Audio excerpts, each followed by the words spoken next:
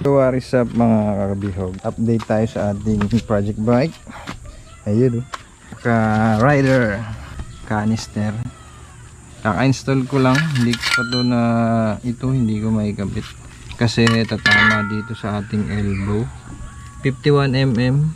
Singaw nga pala to nung nakaraan, hindi ko binidyo. Tapos ito, nilagyan na lang natin ng mighty gasket.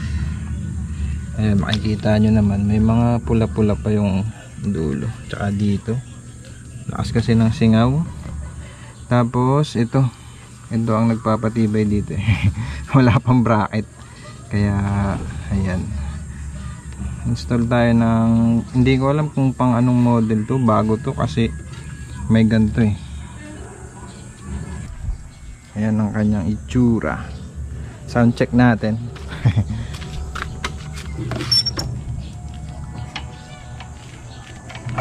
Sabit, adjust natin ng kaunti.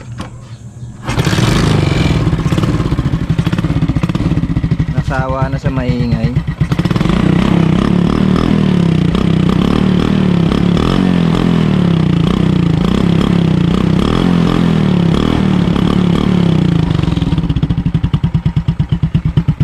Yan ang kanyang tunog. Ririnig nyo naman ba? Klaro ba? Klaro ang sound.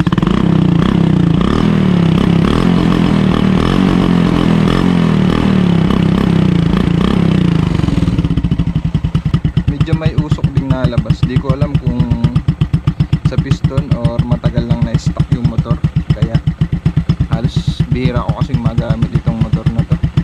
Nabili ko to second hand sa Facebook Marketplace. Itong elbow sa Facebook Marketplace lang din, second hand lang din, pang wave, pasok siya sa 100 na smash. Sayang to, hindi ko maikabit kasi tatama siya dito, malayo,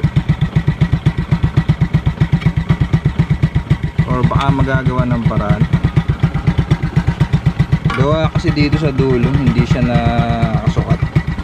Hindi pa nakabili ng bracket Hindi ko alam kung saan ko ilalagay, kung dito or dito, or magpapa-welding ako dito para malapit-lapit.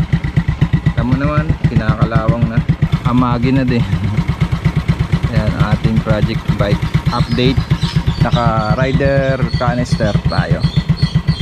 Tanang singaw.